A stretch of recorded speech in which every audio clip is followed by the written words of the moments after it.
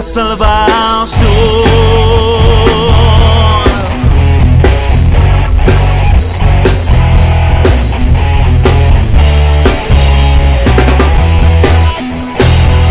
Él nos dará todo el poder, predicaremos de su amor. Nada habrá por qué temer, es tiempo de salvación.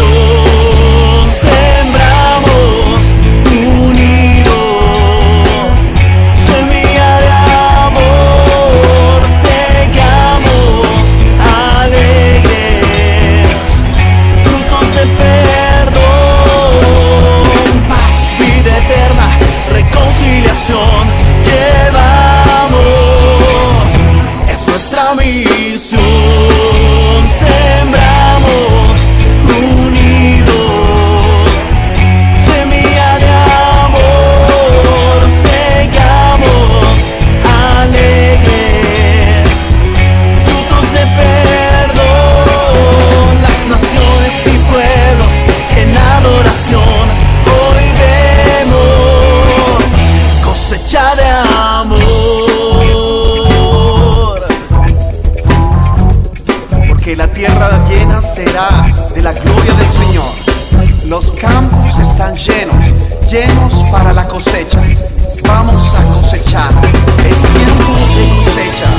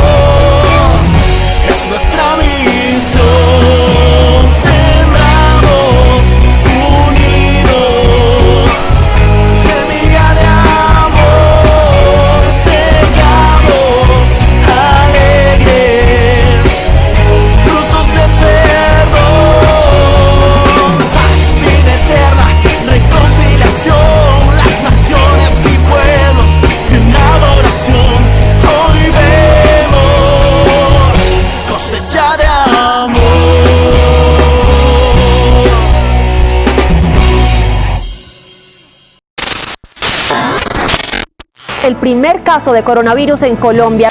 Falleció un segundo médico en Bogotá por COVID-19.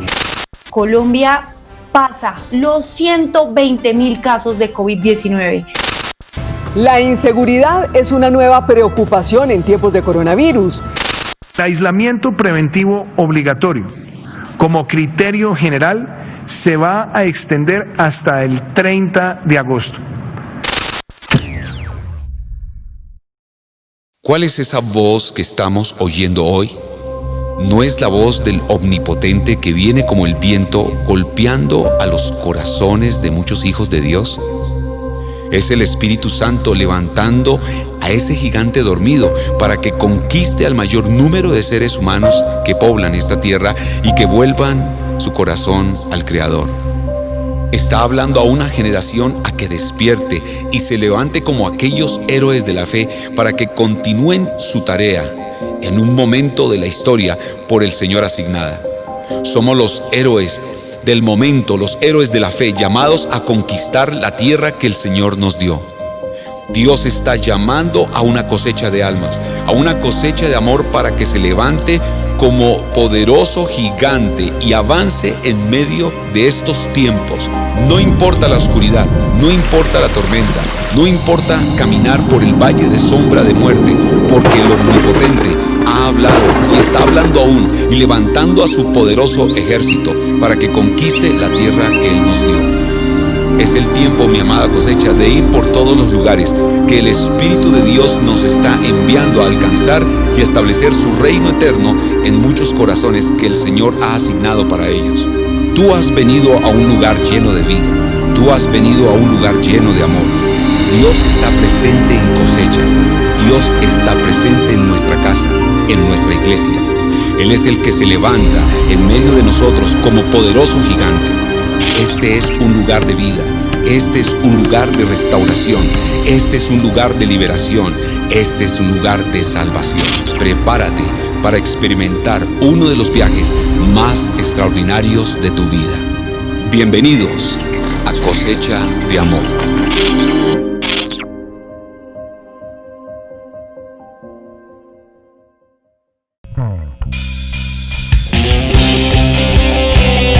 Mi amada iglesia, póngase pie allí donde está en este servicio.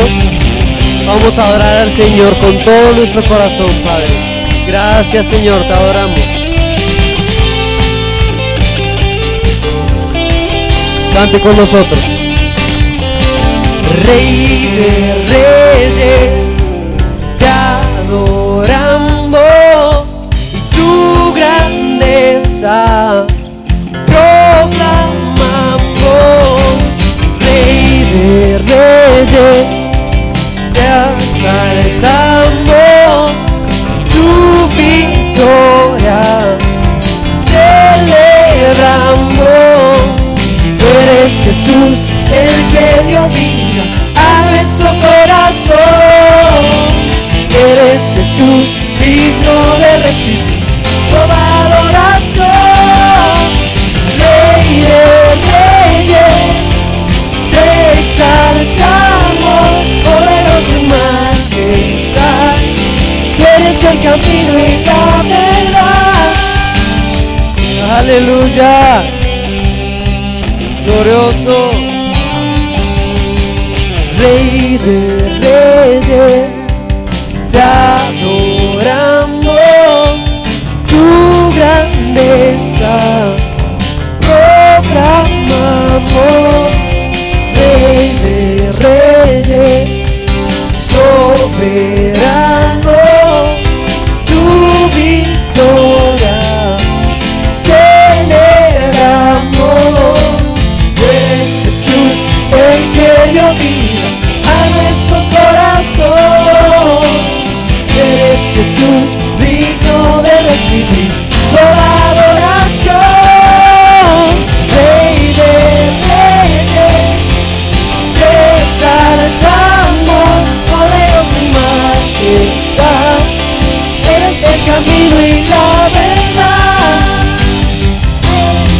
Reyes, te exaltamos, poderoso en majestad. Tú eres el camino y la verdad. Oh, nadie es igual a ti. Aleluya. ¿Quién es como nuestro Señor? ¿Quién es como Dios? Cante de allí, declare. Oh, que no, nadie jamás se podrá igualar a tu poderío y tu majestad.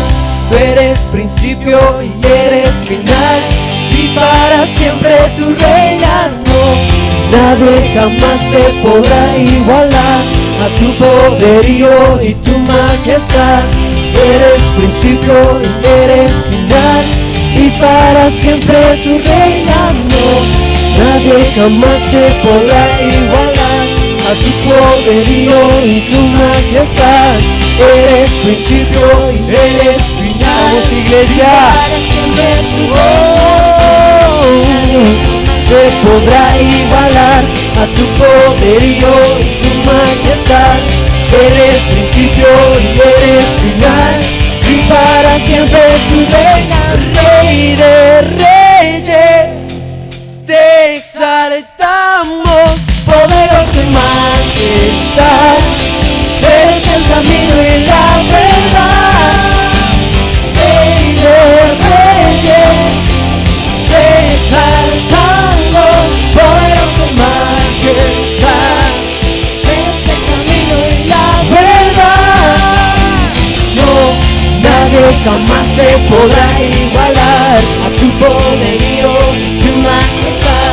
Tú eres principio y eres final, y para siempre tú reinas. No, nadie jamás se podrá igualar a tu poderío y tu majestad.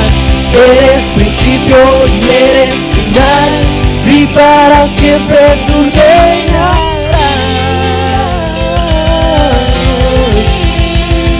Aleluya. Oh, nada se iguala a tu nombre. Aleluya. Aleluya. Cantamos estas canciones con gozo. Aleluya, gozándonos en nuestro Dios, en nuestro Creador.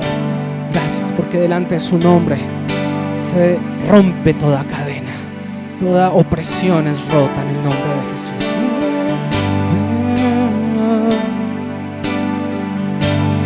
Fuiste el verbo en el principio, unigénito de Dios, el misterio de tu gloria, revelado en tu amor. Cuán hermoso su nombre es, cuán hermoso su nombre es, el nombre de Jesús, mi Rey. Cuán hermoso su nombre es, nada se iguala a él. Cuán hermoso su nombre es, no hay otro nombre.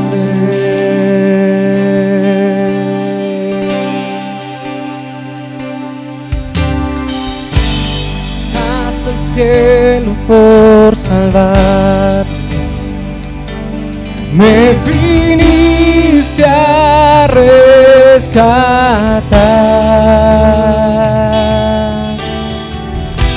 Mi transgresión tú perdonaste, nada lo separará. Majestuoso, majestuoso su nombre es, majestuoso su nombre es, el nombre de Jesús, mi Rey. Majestuoso su nombre es, nada se iguala a él. Majestuoso su nombre es, no hay otro nombre. Majestuoso su nombre es, no hay otro nombre. Vamos a decir: la muerte venciste, Señor. Oh, oh, oh. Gracias Dios, gracias Dios. Aleluya.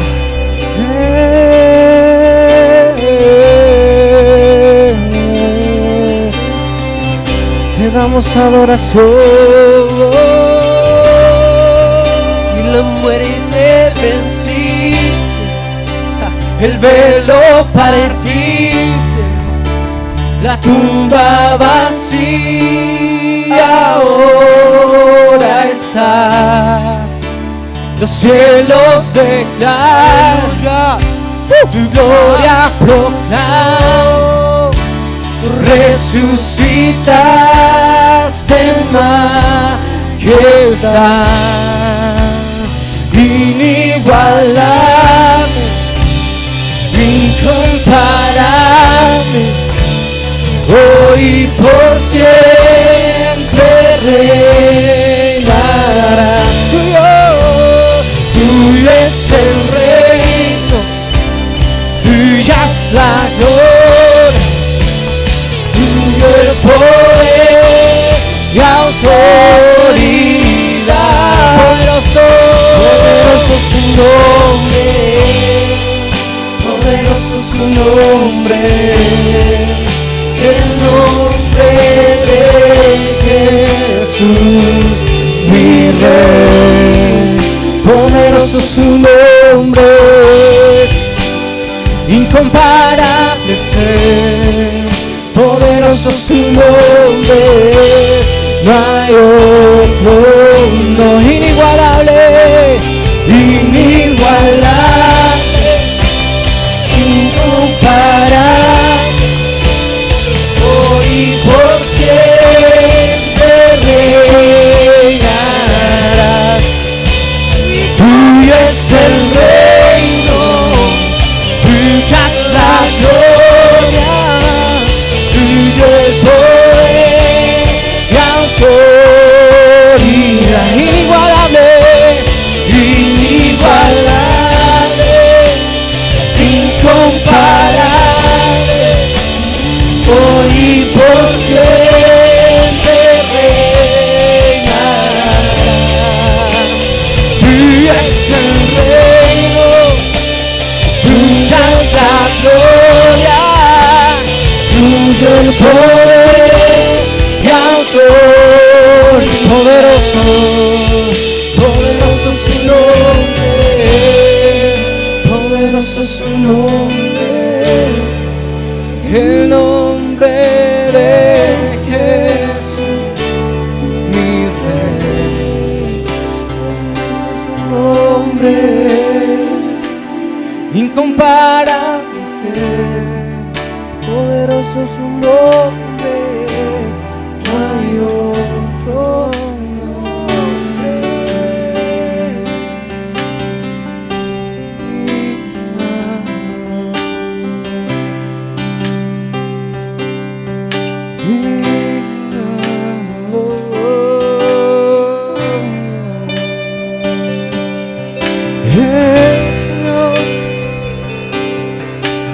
Jesús, hermoso nombre, digno, digno, digno,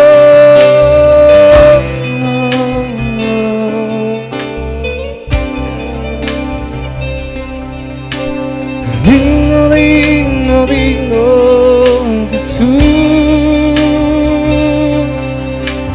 hermoso.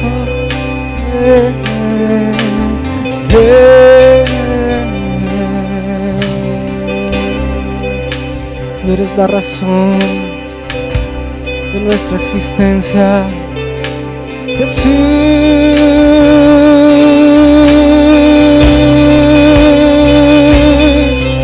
Jesús,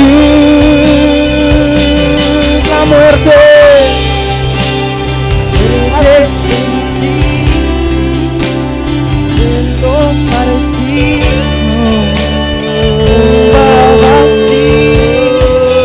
ahora está, cielo se cae, gloria proclama, resucitaste en majestad, inigualable, incomparable, hoy y por siempre reinarás. Tuyo es el reino, tuya es la gloria,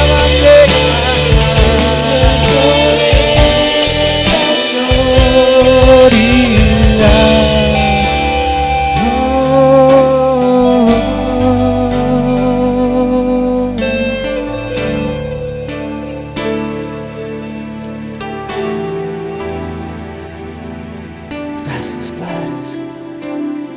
Gracias, Señor. Nos creaste para cantarte y para adorarte, Señor. Nos creaste para decirte que te amamos, Jesús. Te amamos, Jesús. Por favor, toma un momentico para decirle te amo, Jesús. Te amo, Jesús. Te amo. Gracias, Espíritu Santo.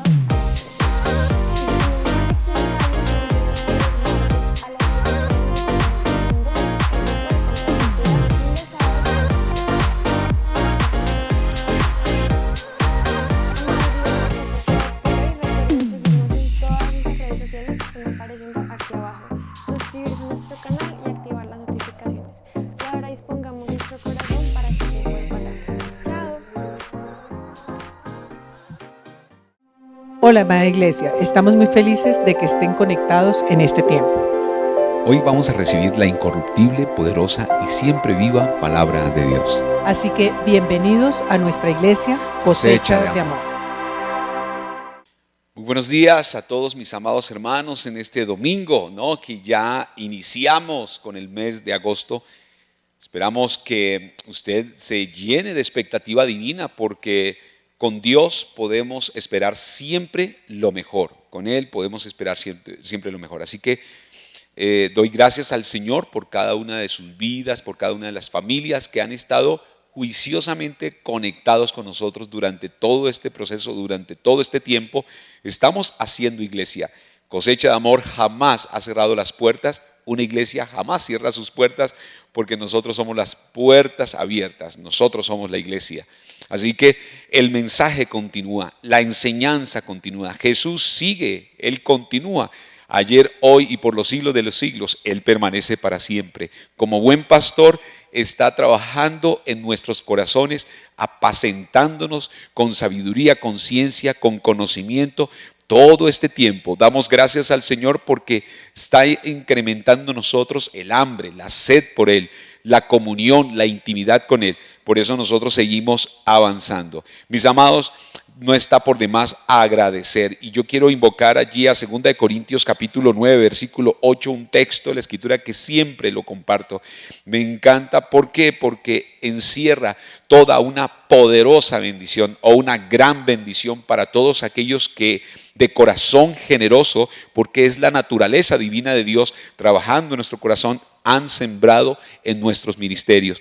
Así que damos gracias al Señor por cada semilla de amor que has depositado, que has sembrado, que has diezmado, que has ofrendado. Esas semillas de amor Dios las tiene en cuenta porque sabemos que van conectadas al corazón de cada uno y sabemos que cuando damos con amor, damos por generosidad, damos porque amamos a Dios, amamos su obra y amamos el ministerio que el Señor nos ha concedido y amamos la predicación, la enseñanza, el discipulado de la palabra de Dios en la vida de muchos. ¿Por qué? Porque estamos plantados en esta tierra con la misión de expandir, de extender el reino de Dios a cada rincón de esta tierra y hoy más que nunca nosotros podemos decir Colombia es puerta de bendición para el mundo y desde Cosecha de Amor para Latinoamérica, para Suramérica, para Norteamérica y para el resto del mundo les decimos, ¿cierto? El Señor nuestro Dios, nuestro Salvador Jesucristo,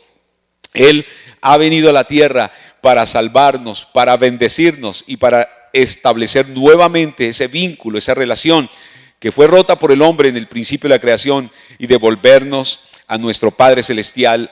No retornamos como una familia bendita, bendecida por el Todopoderoso. Así que en 2 Corintios, como venía comentándoles a ustedes, capítulo 9, versículo 8, dice así: y poderoso es Dios para hacer que abunde en vosotros toda gracia.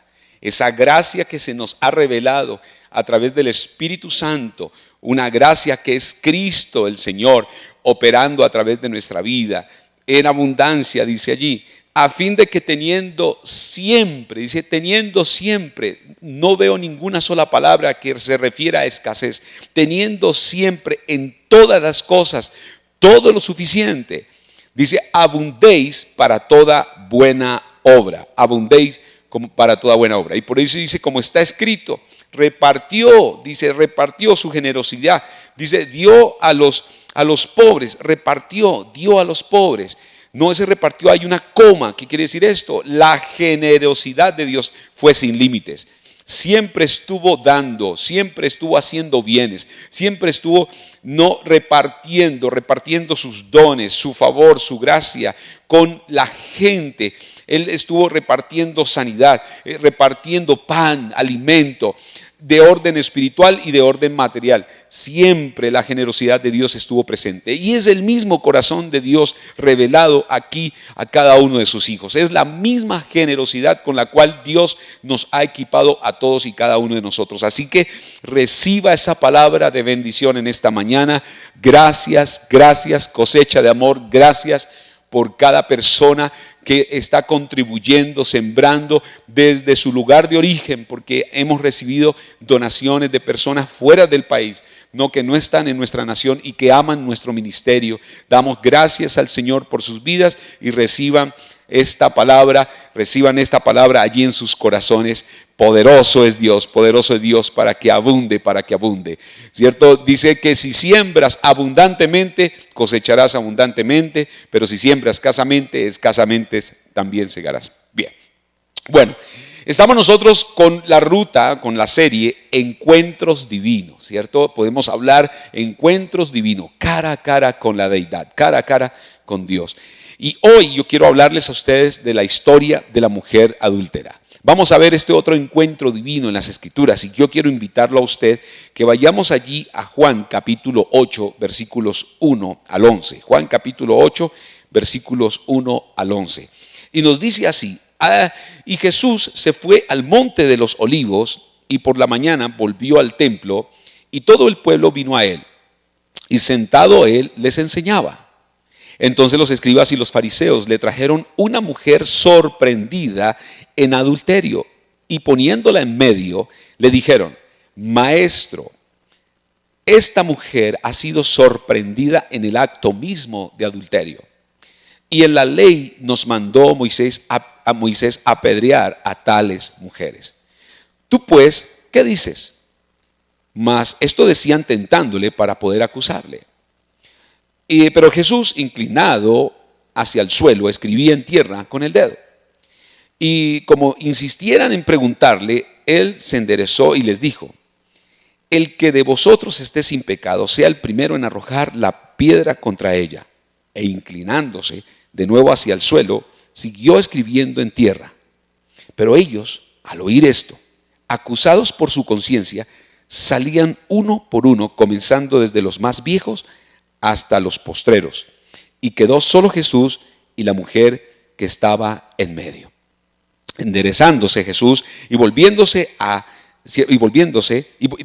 viendo a nadie sino a la mujer, le dijo: Mujer, ¿dónde están los que te acusaban? ¿Ninguno te condenó? Ella dijo: Ninguno, Señor. Entonces Jesús le dijo: ni yo te condeno. Vete y no peques más. ¡Wow! Qué tremenda historia podemos observar aquí. Qué encuentro a cara con la deidad. Otro encuentro divino, ¿cierto? Otro encuentro divino sucedió aquí. Ahora, existen muchas ideas acerca de lo que Jesús escribió, ¿cierto? De lo que estuvo pasando aquí en esta escena. Y la verdad es que a mí me encanta pensar que Jesús, cuando estaba inclinado escribiendo en tierra, él, cuando trajeron a esta mujer, y se la expusieron allí y le dijeron que ordenaba la ley, de acuerdo a lo que ellos estaban ya diciendo, que la ley ordenaba apedrear a estas mujeres. No, ahora obvio que si usted observa la ley era también para el hombre, o sea que a los dos tenían que morir lapidados. Y es interesante en esta historia que solo trajeron a la mujer, ¿no? Solo la trajeron. Pero ¿qué pudo haber estado haciendo Jesús cuando estaba inclinado allí y escribiendo en tierra? ¿Sabe? A mí me encanta pensar que Jesús estaba escribiendo el nombre de cada uno de los que estaban allí, ¿cierto? Seguramente estaba escribiendo allí Clenoponte, mentiroso, Adrónico, ladrón. Se podrá usted imaginar todos esos nombres de aquella época, ¿no es cierto? Bien particulares. Por eso mencioné algunos de esos nombres bien raros, pero yo creo que iba colocando el nombre de cada uno y relacionando su pecado. Yo pienso que esto es lo que estuvo escribiendo allí, sus pecados, y uno por uno ellos empiezan a botar las piedras que ellos traían en sus manos. Yo pienso que esto fue lo que empezó a suceder allí en ese día. Bueno, esta mujer, ¿cierto?, está con uno de los más famosos maestros de la época, ¿no? Jesús, ¿no? Y estaba allí en el templo enseñando. Ella sabe, por otro lado, que iba a morir. Lo que sentenciaba la ley para las personas que fueran encontradas en adulterio. Y seguro que ella podría tener tal vez seguramente familia, podíamos pensar nosotros que ella tenía hijos, qué sé yo, qué podría estar pensando ella con respecto a todo esto. Lo primero que vamos a ver tres aspectos de Jesús aquí en este encuentro divino y veamos el primero de ellos. Jesús no condena. Jesús no condena. Algunos tienen la idea de un Dios condenador, ¿no? Yo quiero decirles, los cazadores cazan, ¿cierto? Los futbolistas juegan al fútbol, ¿cierto? Juegan al fútbol. Pero quiero decirles que los pecadores pecan. Los pecadores pecan. Ahora, y esto es lo que hacen, ¿no? Esa es la práctica de ellos. Ahora, Jesús es el único que ha vivido más santo que usted y yo en esta tierra, ¿no? Y que todos los que han vivido en esta tierra. Allá en Juan 3:16 podemos observar lo que dice la escritura en el versículo que sigue, ¿no es cierto? Es un versículo famoso, pero pienso yo que debemos hacer famosos los versículos que siguen. El versículo 18 dice así, pónganle cuidado, porque de tal manera, bueno, el 16 dice, porque de tal manera amó Dios al mundo que ha dado a su Hijo unigénito para que todo aquel que en él cree no se pierda, mas tenga vida eterna. Mire lo que dice el versículo 17, que debe ser igualmente famoso que el 16. Porque no envió Dios a su Hijo al mundo para condenar al mundo, sino para que el mundo sea salvo por él. Aleluya, ¿no? Bendito sea el Señor. Es interesante cómo los dos versículos inician con ¿por qué? Porque de tal manera. Después dice porque no envió. Inicia ¿por qué? No ¿por qué? Dios no envía a su Hijo para condenar al mundo. Debe ser claro para nosotros. En Romanos capítulo 8, versículo 1, dice: ninguna condenación hay para los que estamos ahora o para los que están en Cristo Jesús. No hay ninguna condenación, ¿es cierto? Pero yo digo, no lo entendemos. Yo digo, Señor, yo ruego a Dios que esto les sea revelado a su vida. Jesús no condena. Nosotros no debemos condenar. Romanos 8.1 dice esto, pero no entendemos el no, ¿cierto? Ustedes han podido observar a su esposa, los que estamos casados, pararse frente a un vestiero, a su vestiero, su armario, su closet y decir, no tengo ropa que ponerme. ¿Cierto? Bueno, no hay ninguna condenación para ellas. No hay ninguna condenación. Ahora, hay una versión parafraseada en Romanos capítulo 8, versículo 1 que dice: Dios nos ha declarado no culpables. Dios nos ha declarado no culpables. Aunque sabemos la verdad, sé que soy culpable, pero te doy gracias por declararme no culpable. Aunque en el fondo siento que soy culpable. Ahora surge una pregunta aquí, ¿no? ¿Cómo es que tú me declaras no culpable cuando sé que soy culpable? Esto es una versión parafraseada. La respuesta es que Él ha declarado culpable a su Hijo Jesucristo. Oh, wow. Tomé tus pecados. El Señor dice, yo tomé tus pecados. ¿Cierto? O está diciendo a mí, tomé tus pecados, John David, y los puse en mi Hijo. Y fue condenado y ejecutado por tus pecados. Por eso puede declararles que no son condenados y además dice que ha apartado tus pecados del oriente, ¿cierto? Tan distante como el occidente. Ahora escuche esto. Esto fue lo que descubrió esa mujer ese día. Jesús le dijo, nadie te ha condenado. Y ella dijo, nadie. Y él dijo, tampoco yo te condeno. ¿No? Ahora quiero que escuchen en sus espíritus. Esto se lo hablo a sus espíritus. Jesús no te condena. Vuelvo a decirlo. Jesús no te condena. Wow, esta es su obra de justicia. Segunda de Corintios capítulo 5, 21 declara, al que no conoció pecado, por nosotros lo hizo pecado, para que nosotros fuésemos hechos la justicia de Dios en él. Alabado sea su santo nombre. El segundo aspecto, el segundo punto es que Jesús no negocia o no transige. Él no negocia o no transige. O sea, no cede al pecado. Y esto es fabuloso entenderlo. esto es fabuloso en este segundo aspecto, segundo punto. No cede al pecado. Qué mejor mensaje, qué buena noticia. Ahora dijo, vete y no peques más. Así le dijo a la mujer. Jesús por un lado no condena, pero por el otro no aplaude o consiente el pecado. Hay una forma de pensar de la gente de hoy que, oído, con respecto a vivir de manera radicalmente diferentes, que no entienden, ¿no? Y es que no debemos adecuarnos a la forma moderna de pensar de la gente y ser más divinamente amorosos. Escuchen esto, ser más divinamente amorosos con las personas. Y quiero, por un lado, decirles que ha existido una persona bien relevante en la historia de la humanidad y ese es Jesús.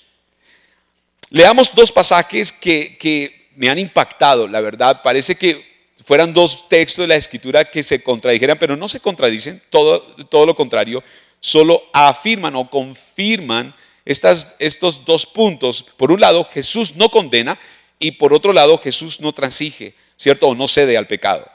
Mateo capítulo 11, versículo 19 nos declara las Escrituras. Dice, vino el Hijo del Hombre, no, vino el Hijo del Hombre, que come y bebe, y dicen, he aquí un hombre comilón y bebedor de vino, amigo de publicanos y de pecadores, pero la sabiduría es justificada por sus hijos. Interesante pasaje, ¿no? Aquí ustedes pueden ver lo que está diciendo esa Escritura, o lo que la gente está diciendo de Jesús, amigo de pecadores, amigo de pecadores. Ahora veamos la otra porción de la Escritura. Está en Hebreos capítulo 7, versículo 26. Miren lo que dice aquí. Porque tal sumo sacerdote nos convenía, santo, inocente, sin mancha, apartado de los pecadores y hecho más sublime que los cielos. Interesante, ¿no? Ahora miren las dos expresiones.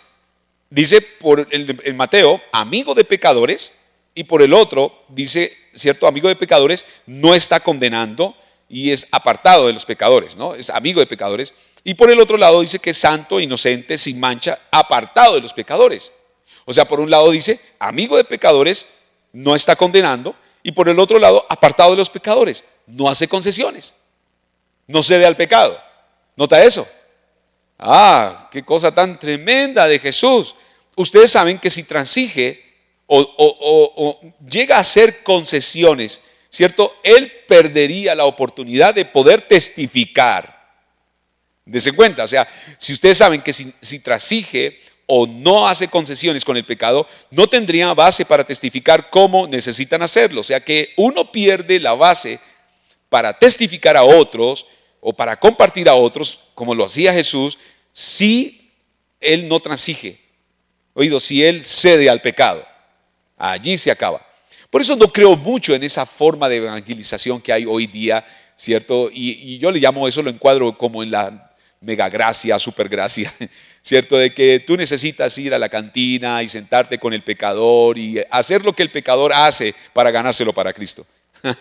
No están entendiendo la doctrina de Cristo, no están entendiendo la doctrina de Jesús. Jesús estaba ahí en medio de los pecadores, estaba con ellos. Y yo quiero decir esto, voy a mencionarles esto. A los pecadores les encantaba estar con Jesús. Óigalo bien, a los pecadores les encantaba estar con Jesús, ¿no? Y usualmente decimos que a Jesús le encantaba estar con los pecadores. Son dos formas diferentes de ver esto, son dos puntos de vista completamente diferentes. Y esto no es así. Oído, es a los pecadores a los que les encantaba estar con Jesús, les encantaba estar con Él. Porque, oído, yo creo saber por qué. Porque había una razón contundente. Jesús no los condenaba. Jesús no los condenaba. Pero por otro lado, quiero decirles, Él no hacía concesiones con ellos. Él no cedía al pecado. Él no hacía concesiones. Yo no sé si ustedes han sido probados en esta área. A veces nosotros fuimos invitados a reuniones sociales, reuniones de familia, reuniones con los mejores amigos. Y a veces uno no quiere pasar por grosero, ¿cierto? Al estar siempre todo el momento rechazando. Por eso muchos no tienen nada que ver con evangélicos ni con cristianos. ¿Por qué? Porque ellos dicen es pecado ir allá, es pecado lo otro, es pecado estar allí en su fiesta o en la reunión. Tenemos que saber manejar esto. Yo les he dicho, si Dios te rescató de una vida pagana donde usted solo se la pasaba en farras, ¿cierto? Yo creo que mientras usted no crezca y madure y se desarrolle espiritualmente, no debe volver a las fiestas. Porque usted sabe en qué terminaban las fiestas. Usted no debe volver allí. Es diferente si hablamos de una persona madura o de un estado que ha crecido, ¿cierto? Y ha madurado en el evangelio, en la palabra. Es diferente, donde tiene muy bien desarrollado el dominio propio, ¿cierto? Como el apóstol Pablo nos declara ya en Corintios. Él llegó a declarar esto: todo me es lícito, pero no todo conviene. Todo me es lícito, pero yo no me dejaré dominar de ninguna. Es muy claro lo que el apóstol Pablo tenía ahí, ¿no es cierto? Y era una persona madura espiritualmente hablando. Entonces él adoptó la misma actitud de Jesús. Jesús podía estar en medio de los pecadores, pero no ser afectados por ellos. Él estaba allí para afectarlos a ellos. Él estaba allí para ministrarles a ellos. Él estaba allí para revelarse a sí mismo a ellos y mostrar su bondad y no condenarlos, sino mostrar su poder, su perdón, su amor, su misericordia, su compasión, sin ceder, sin transigir, ¿cierto? Sin ceder al pecado. Esto lo hacía Jesús así, porque Él no los condenaba, Él no cedía. Malaquías capítulo 2, versículo 16, este es un texto que yo creo que muchos ministros no tocan, a mi modo de ver, no hablan de él, ¿cierto? Yo creo que lo tienen borrado allí, tal vez le tienen una cinta allí oscura. Es un texto que nos llama mucho la atención. No, vamos a leerlo, Malaquías 2:16, dice: porque Jehová Dios de Israel ha dicho que Él aborrece el repudio. Otras versiones dicen aborrece el divorcio. El divorcio. Ya saben por qué muchos no tocan el tema, ¿no? Porque hoy día tenemos un sinnúmero de gente divorciada. No hay gente en el mundo más divorciada que casada. Y tenemos que incluir en esa lista a muchos ministros. Tenemos que incluir gente que está sirviendo en el ministerio, gente que son servidores en el ministerio. No, lamentablemente, y esta escritura, la gente no querrá tocarlo, ministros, para nada. Dice: al que cubre de iniquidad su vestido, dijo Jehová de los ejércitos, guardaos pues en vuestro espíritu y no seáis desleales. Este verso no dice que aborrece a los divorciados. Ojo a eso. No está diciendo eso la escritura, que aborrece a los divorciados, sino aborrece al divorcio. ¿Cuál es la razón de por qué el Señor aborrece el divorcio? La razón por la cual el Señor aborrece el divorcio es porque lastima a la gente, lesiona los corazones, lesiona las relaciones, ¿cierto? Si hay hijos ya en esa relación, los hijos quedan lesionados con un divorcio, con una separación. Hay dolor en esa separación, ¿no? No, entonces esto es bien, por eso dice, cubre de iniquidad su vestido, ¿no es cierto? O sea, no va a ser nada agradable. Y por eso se pasa por un proceso de sufrimiento, de luto, de dolor, cuando hay gente divorciada y hay hijos de por medio. No, cuando dice que cubre de iniquidad, se trata de una violenta y horrible situación. Es lo que está diciendo esto, ¿no? Y ustedes saben que hay gente que queda tan afectada, ¿no? Que terminan diciendo muchas veces los hijos: yo jamás me casaré, ¿cierto? No quiero experimentar un divorcio, una separación. De hecho, hoy día nuestros jóvenes ni contemplan la palabra matrimonio. ¿Oído? ¿Por qué? Porque la historia de su vida, de su familia, o de todos sus miembros familiares son de separación y divorcio. Y ellos pueden ver el dolor ¿cierto? Y lo que lastima el corazón, estas separaciones. Por eso dice que el Señor aborrece el divorcio, no a los divorciados. Por eso estoy aclarando esto, ¿cierto? Esto afecta mucho. Nunca olviden esto, porque Dios aborrece el divorcio. Y es porque, ¿por qué razón Él aborrece al divorcio? Porque Él ama a la gente. Él ama a cada persona, ¿no? Y Él no quiere que absolutamente nadie pueda experimentar dolor. Es igual que decir que Dios aborrece los carros chocados, ¿cierto? Él aborrece los carros chocados. porque estos lastiman a la gente. Estos lastiman a la gente. Ahora les quiero decir con esto, es que Dios nunca está en su contra. Dios jamás está en contra del ser humano. Nunca. Él está es a su favor. Él está es a su favor. Así que cuando cometan un error, hagan algo, oído, que no está bien, ¿cierto? Perdón, cuando cometan un error, ¿cierto? Hagan algo que no, que no esté bien o comentan el mismo pecado de esta mujer que cometió, Él todavía te amará, ¿cierto? No cometan el error que muchos han cometido. Es lo que quiero decirles aquí. No cometan ese error, no condenen. Ahora, si han condenado, Él te seguirá amando. Él te seguirá amando. Pero por otro lado, Él no va a ceder. Nosotros no debemos ceder, no debemos ser débiles ni ceder al pecado. Esto lo hizo Jesús bien claro. Por un lado, Él no te condena, pero por otro lado, Él no hizo concesiones con el pecado. Y esto debe ser claro para nosotros. Dios ama al pecador, pero no su pecado. Y esto es lo que tenemos nosotros que hablar claramente hoy día, ¿cierto? Porque se nos habla de que nosotros somos homofóbicos, que nosotros somos esto, lo otro, y no, nosotros amamos a los homosexuales, a las lesbianas, pero no su condición de pecado, porque esa condición de pecado los destruye. Dios ama a la gente, Dios ama al pecador, Dios ama al borracho, Dios ama al parricida, al matricida, Dios ama al violador, oído, pero no lo que hace, ¿cierto? Él aborrece lo que hacemos, ¿cierto? La práctica de ese pecado es lo que Dios aborrece. Esto debe ser claro. Él no va a perder la convicción de que el pecado hiere. Dios muestra esto. Como padres no podemos ser condenadores, debemos es amar, y por otro lado tampoco ceder al pecado, no ser consentidores del pecado, para nada. Debemos ser radicales en nuestros principios, ¿no? Esto nos exige un trabajo de equilibrio acá, siempre vamos a estar allí. Y la clave, está en hablar claro y modelar con lo que, y modelar con lo que es, y modelar con lo que es de la imagen y semejanza de Jesús. No modelar el pecado. Si usted modela el pecado, pues sus palabras se echan por tierra. Su testimonio se va por tierra, nos damos cuenta. Pero una estructura de una persona que testifica y que es contundente su testimonio es porque lo que predica, lo que habla, eso hace, eso enseña y en eso anda. Entonces nosotros debemos observar claramente este ejemplo que nos está mostrando Jesús en este encuentro divino con la mujer adúltera. Y tercer punto, el último es, Jesús es compasivo.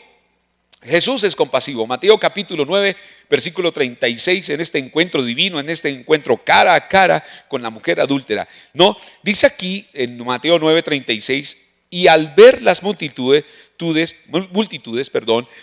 compasión de ellas porque estaban desamparadas y dispersas como ovejas que no tienen pastor. Observemos bien esto, ¿no? Al ver Jesús lo que estaba pasando con ella, con la mujer, lo único que tuvo en su corazón fue compasión. Compasión. También podemos decir, tuvo misericordia de ella. Y también usted puede decir, la amó. Cuando vio a esta mujer, lo que hizo fue amarla. ¿Sabe? Y nosotros debemos tener una claridad con respecto a la forma como nosotros nos acercamos a la gente. ¿Sabe? Jesús siempre caminaba en amor. Él siempre caminó en amor.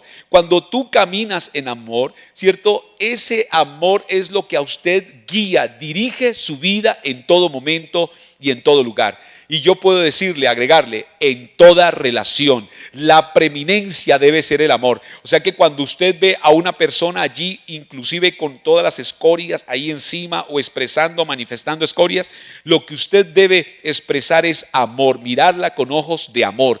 Cuando usted ve a esa prostituta vendiendo su cuerpo allí en la calle, usted en vez de juzgarla o de condenarla, debe mirarla con los ojos del Señor. Jesús la amó.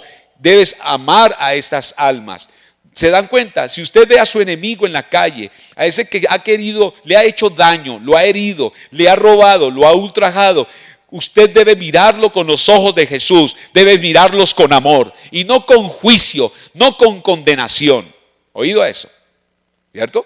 Y yo digo, más bien los que juzgan están o sea, no han entendido el no transigir o el no ceder al pecado. Son tan legalistas en su forma esquemática de pensamiento y de hacer, oído, que terminan siendo condenados ellos mismos porque ellos ceden al pecado. Y yo recuerdo tanto una ocasión que nosotros tuvimos una reunión de oración.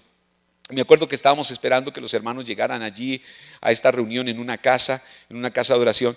Y llegó una joven con una mini falda. Y ella llegó allí y por cierto era una joven atractiva, una joven linda. Yo digo, tenía que mostrar piernas, ¿cierto? Por eso usaba la minifalda. Y me acuerdo tanto que ella llegó allí porque quería estar en la reunión. Pero uno de los miembros allí, de los que estábamos ahí reunidos, llegó y cuando iniciamos la reunión y cuando fuimos a orar, él llegó y dijo, permítame a mí dirigir la oración y quiero decir unas palabras. Hermanos, cuando nos reunimos aquí, nosotros debemos, ¿cierto?, venir de manera honrosa, ¿no? Debemos vestir de manera honrosa. Y el hombre, wow, se fijó en la condición de esta joven. Era la primera vez que asistía a esta reunión y había llegado en minifalda. Y este personaje, con su actitud de juicio y de condenación, condenó a esa muchacha por la falda que tenía. Y ya empezó a decir, cuando nos reunimos aquí, nosotros debemos venir vestidos de manera honrosa. ¡Wow, hermanos! No, esta joven, ustedes podrán imaginar cómo se sintió de incómoda. Tanto que no volvió a nuestras reuniones. La perdimos esa oportunidad por una actitud condenadora, juzgadora de su parte. Y así muchos de nosotros cometemos ese mismo pecado. Cometemos esas mismas faltas. No estamos mirando con ojos de amor. Yo voy a darles otro ejemplo. Me acuerdo de mirar con ojos de amor. Me acuerdo que estábamos nosotros en una de las reuniones del servicio en la iglesia y tuvimos un tiempo de oración y ese día llegó gente nueva a nuestra congregación y me acuerdo tanto que habían dos jóvenes muy particulares, ¿cierto? Estaban en pantalones descaderados, ¿no? ¿Cierto? Esos bien descaderados, estaban bien descolgados, casi descaderados, sí. Tanto que ustedes van a darse cuenta que cuando nosotros dijimos vamos a orar, ellas se arrodillaron a orar, ¿sabe? Y cuando se arrodillaron, casi que se les quedó media cola desnuda, ¿cierto? Y nos dimos cuenta el hilo dental que tenían ellas. ¡Wow! ¿No? Y me acuerdo tanto que algunas hermanas me miraron, ¿no? Porque nosotros estábamos en la parte posterior, en la parte de atrás, y ellas se inclinaron allí y estaban mostrando sus colas. Y que pues, simplemente yo les dije, hermanos, busquemos unos, ¿cierto? Unas telas que nosotros usamos en los tiempos de ministración precisamente para cubrir a nuestros hermanos o las hermanas si están vestidos de manera muy particular. Y esta fue la ocasión para, ¿sabe qué? Colocar y arroparles, ¿cierto? Con estas vendas, ¿cierto? Con estos paños, ¿cierto? Taparles allí su colita y dejarlas allí que siguieran su oración. Pero no las juzgamos, no las condenamos por esto. Y vigilé porque ninguno fuera a tocar algún tema, porque ya habíamos tenido la otra experiencia de esta niña de minifalda y no quería que ellas se perdieran por algún juicio o condenación que nosotros profiriéramos con ellos o cometer alguna imprudencia para que no volvieran más. La verdad es que la abrazamos. Yo digo que ese paño colocado allí quiere decir te abrazamos, te cubrimos con amor. ¿Por qué? Porque vamos a mirar la intención de tu corazón, vamos a mirar lo que tienes por dentro y no lo externo, ¿no? Así que esto sucedió.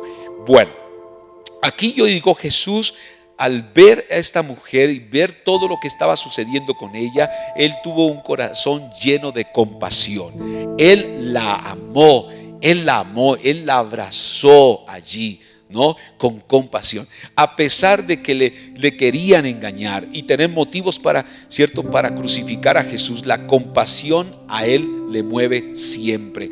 Y se ganó a esta mujer, oído, con su compasión. Se la ganó. Fue sorprendida. Dice el texto, analicemos esta palabra por un momento. Hay muchos que dicen que si eres sorprendido, ¿cierto?, no te arrepientes en realidad. ¿Sabe? Hay este argumento.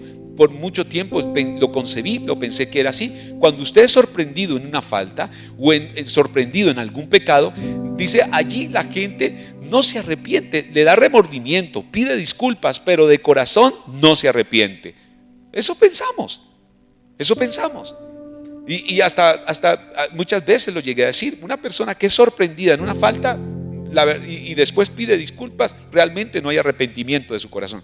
Somos muy rápidos en condenar o en juzgar esta situación, porque quiero decirles que hay muchos casos en la Biblia, si no todos, donde Dios sorprendió a los pecadores en su pecado. Tenemos muchos casos en la Biblia que la mayoría fueron sorprendidos, ¿cierto? Como le pasó a David. David pensó que todo estaba bien, ¿cierto? Cuando vio a esa mujer, cuando estaba en la terraza, dice, ese bomboncito es para mí, ¿cierto? Y se dio cuenta que estaba casada, ¿no? Betsabé estaba casada, tenía a Urías como esposo, y después él se maquina la forma de eliminar a su marido del camino, lo manda, ¿cierto?, allá a punta de batalla, es eliminado, ¿cierto?, es sacado del camino y después se queda con la mujer. Y después aparece un profeta, ¿no? Y le habla acerca de una novillita, de un corderito que tenía un hombre, ¿cierto? Y wow, qué cosa la forma como Dios le habló a David, ¿no? O sea, él fue sorprendido en su pecado. Pero desen cuenta cuál fue la actitud de David. David, al oír esto y observar lo que el profeta le había dicho, lo que el profeta le había develado, o sea, revelado, y le había desnudado de esa situación, él se arrepintió con todo el corazón. Él se arrepintió con todo el corazón. Entonces, podemos encontrar que hay historias en la Biblia donde Dios sorprende a los pecadores en su pecado y estos procedieron al arrepentimiento. O sea que no hay una regla. No podemos juzgar por un lado que todo aquel que es sorprendido no se arrepiente de corazón. No, si hay gente que se arrepiente de corazón cuando es sorprendido aún, ¿no? Porque se dice que uno cuando peca, uno mismo debe reflexionar y uno mismo debe declarar su pecado, y que allí va a haber verdadero arrepentimiento. Yo también conozco, por otro lado, gente que dice, sí, yo pequé, mire, yo hice esto, hice lo otro. O sea, divulgan, ¿cierto? Sin nadie darse cuenta, divulgan lo que han hecho, expresan arrepentimiento, pero no cambian. Vuelven a pecar y vuelven a hacer el mismo pecado. No cambian. No hay una regla para esto. No hay una regla para esto. O sea, esto es lo que nosotros debemos entender acá. Debemos observar. Entonces, aquí ya en esta última parte que estamos analizando esta historia, pues la verdad es que en la misma palabra nos enseña que hubo mucha gente sorprendida, ¿cierto? Mucha sorprendida en su momento, ¿no? Pero otros, ¿cierto?, fueron sorprendidos, ¿no? Otros han confesado su pecado. Bien, lo uno y lo otro han pasado en la Biblia, ¿cierto? Hay muchos ejemplos de gente sorprendida en pecado y podemos ver que se arrepintieron, y tenemos a muchos que todavía siguen pecando a pesar de haberse anticipado a declarar su pecado. El punto es la decisión que tomas de dejarlo. Ese es el punto principal, ¿no? El punto es cuando usted toma la decisión de dejarlo. La verdad es que, ¿qué nos enseña este encuentro divino con la mujer adúltera? Vemos que Jesús, que la vio cara a cara, Él no la condenó, Él no cedió, ¿cierto? No transigió, no cedió al pecado, y la amó. La miró con ojos de compasión, ¿cierto? Estamos observando domingo tras domingo encuentros divinos, encuentros cara a cara con Dios. Cómo estos, ¿cierto?, sucedieron. ¿Qué puede enseñarnos el Señor a través de estos encuentros? Yo quiero decir que estamos orando porque usted tenga un encuentro real con la divinidad, un encuentro con Jesucristo, un encuentro con Él. Porque si tienes un encuentro con la divinidad, tu vida va a cambiar, dramáticamente va a cambiar. Eso pasó conmigo. Eso ha pasado con muchos de ustedes que han tenido encuentros reales. Puedo ver esas manos, puedo ver esos rostros diciendo: yo tuve un encuentro con la divinidad.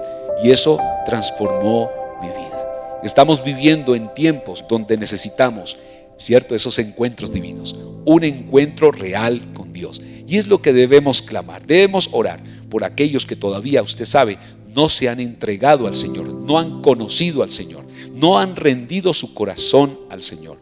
Y por eso quiero animarles para que ustedes y yo juntos estemos orando, porque venga una manifestación sobrenatural de Dios a la vida de cada uno, para que Él se revele, como hace 8 días se los mostré en un video, cómo Jesús en sueños se le reveló a una musulmana. Tremendo testimonio. Y esto lo está haciendo con muchos allí.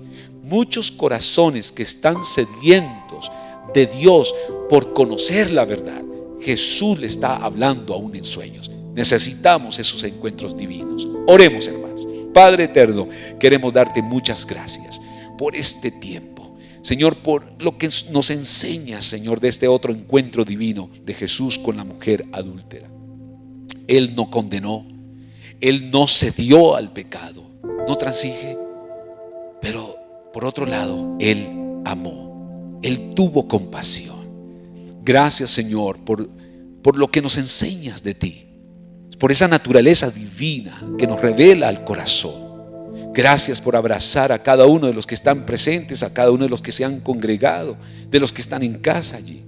Queremos también extender nuestra oración por aquellos que por primera vez están viendo un mensaje como este, para invitarles a que abran su corazón. Jesús no ha venido al mundo para condenar al mundo, sino para que el mundo sea salvo por Él. Jesucristo es el Salvador de tu vida, el Salvador de tu corazón.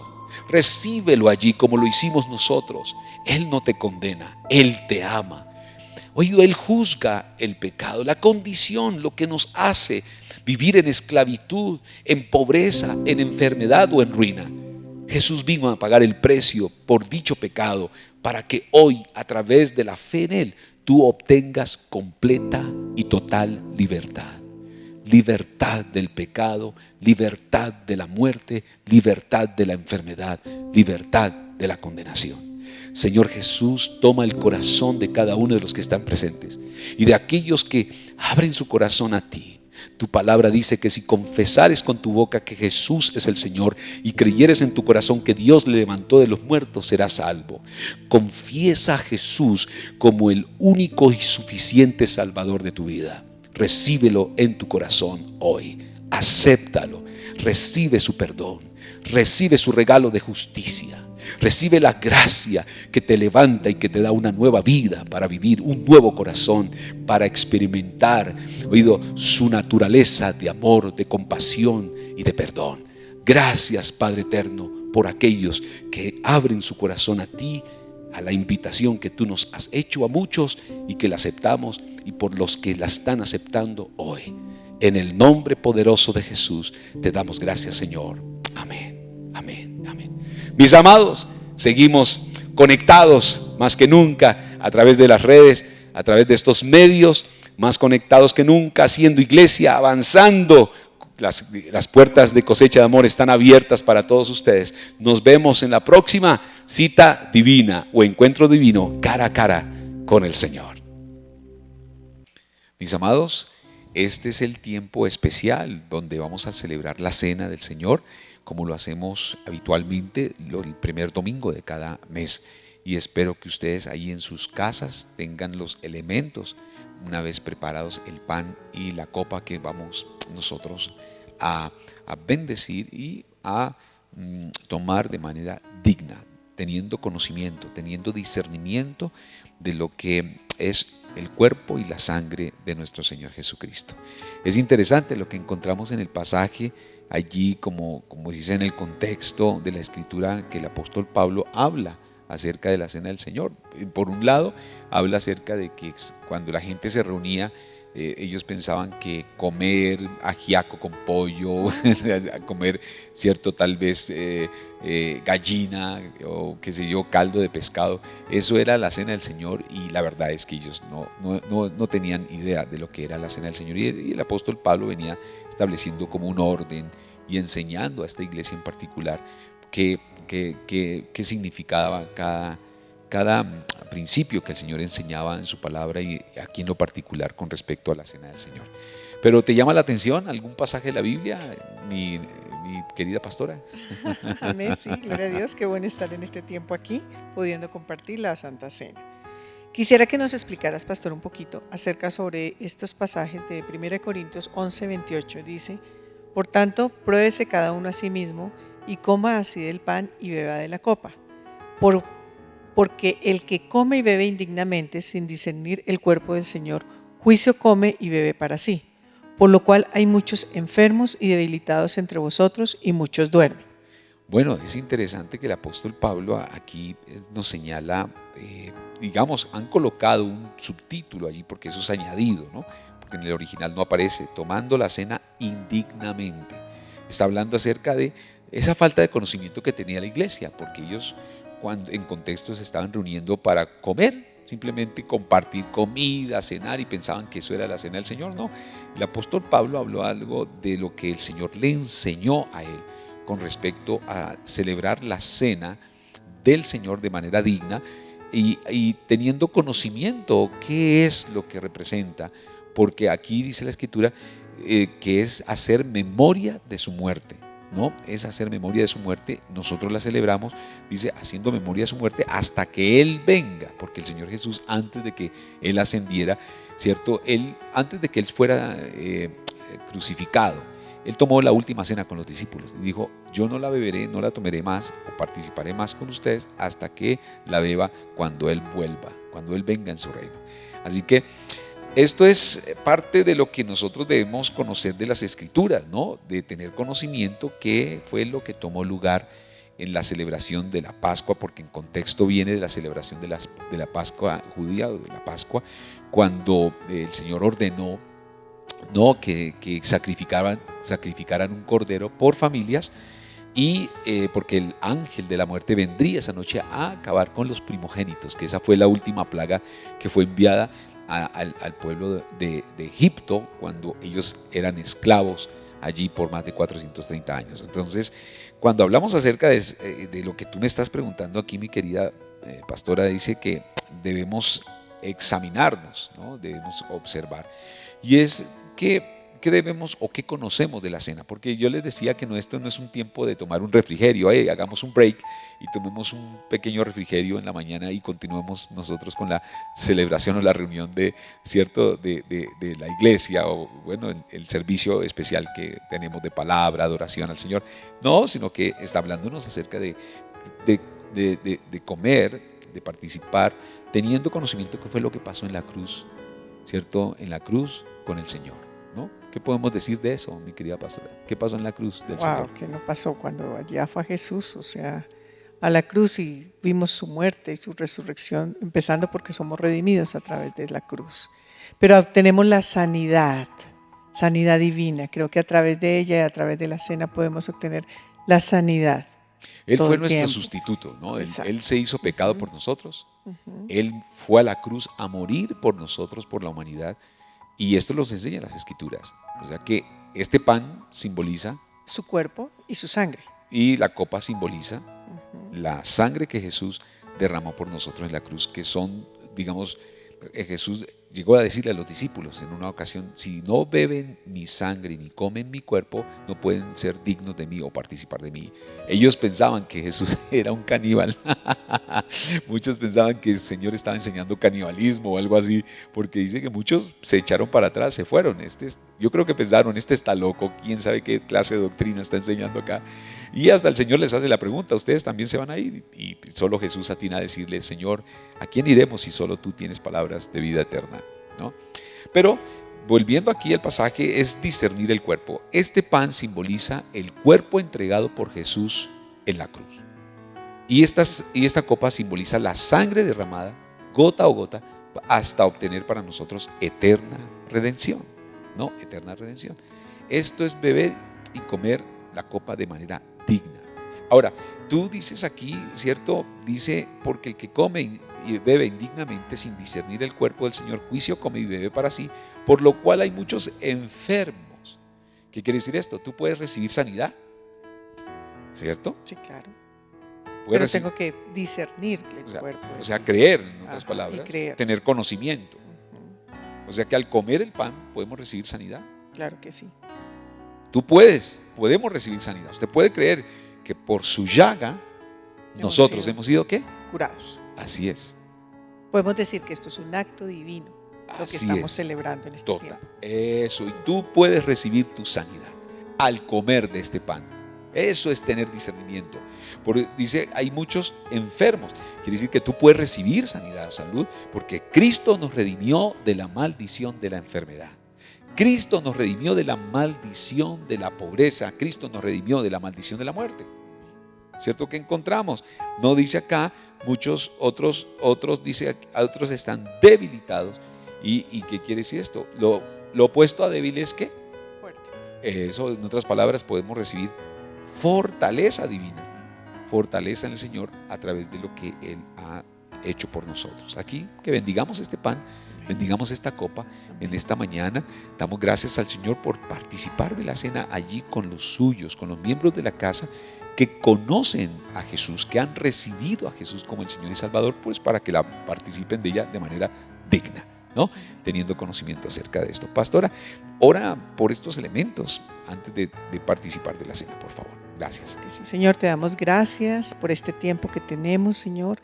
Gracias por la bendición de poder tener esta copa y este pan en este tiempo, Señor. Gracias porque que declaramos en el nombre de Jesús que somos sanos y que hemos sido redimidos de toda maldición, de enfermedad y de muerte. En el nombre de Cristo Jesús. Pobreza y muerte. Hacemos esto como un acto de fe, como un acto divino, con nuestra familia en este tiempo. Y creemos lo que tú hiciste allí, Jesús, en la cruz del Calvario por nuestras vidas. En el nombre de Cristo Jesús, Señor. Gracias. Aleluya, aleluya, aleluya.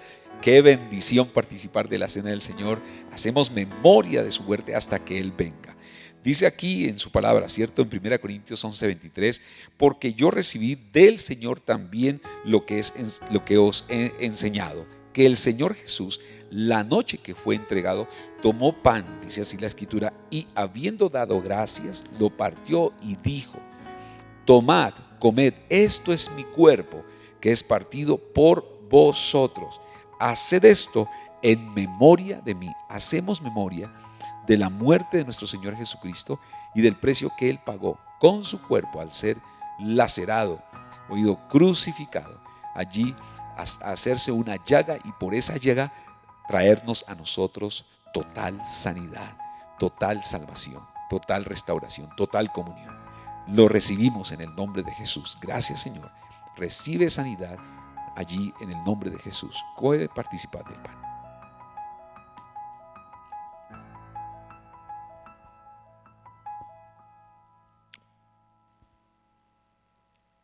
Gracias, Señor. Completamente sano, completamente libre de toda dolencia y enfermedad. Somos libres gracias a tu amor expresado en ese sacrificio, en esa cruz, lo que tomó lugar. Crucificaste allí nuestras enfermedades, nuestras dolencias. Gracias, Señor. El castigo de nuestra paz fue sobre ti y por su llaga nosotros hemos sido curados. Aleluya. Gracias, Señor. Gracias, Señor. Asimismo tomó también la copa, dice acá, después de haber cenado, diciendo, esta copa es el nuevo pacto en mi sangre. Haced esto todas las veces que la bebiereis en memoria de mí. Así pues, todas las veces que comieres este pan y bebieres esta copa, la muerte del Señor anunciáis hasta que Él venga. Gracias, Señor, porque esta copa simboliza la sangre derramada por ti, gota a gota, hasta no quedar nada en tu cuerpo, Señor. Agua y sangre vio el centurión allí que salió de su costado cuando fue herido por esa lanza. Señor, gracias, gracias, porque con precio de sangre, obtuviste para nosotros eterna redención. Gracias por el precio que pagaste por nosotros. Gracias, Señor. Pueden beber de la copa.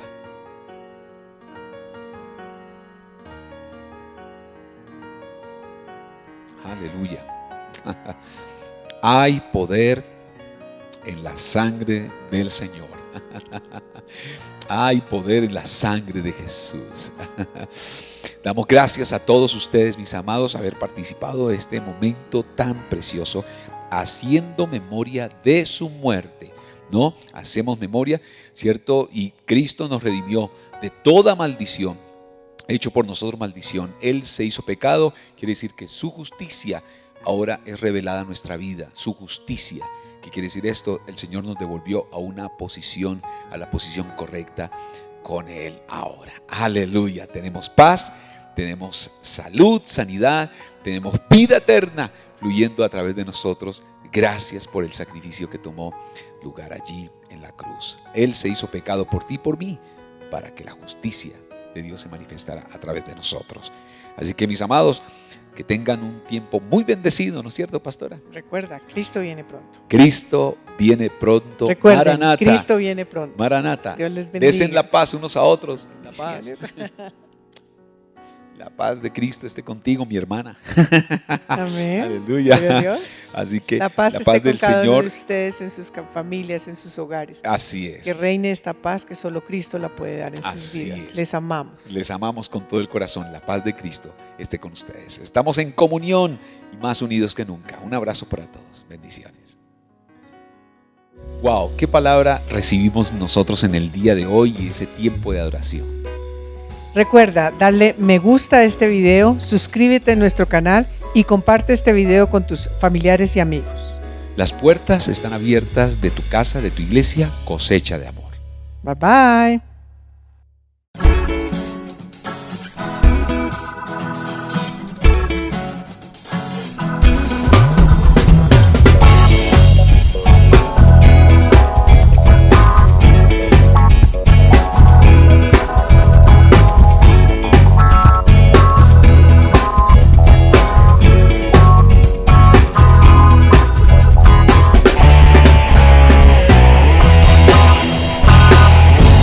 La iglesia del Señor, que con su sangre Jesús compró.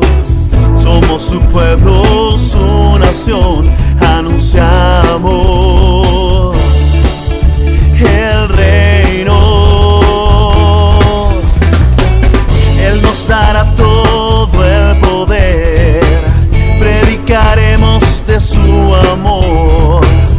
Nada habrá por qué temer, es tiempo de salvación.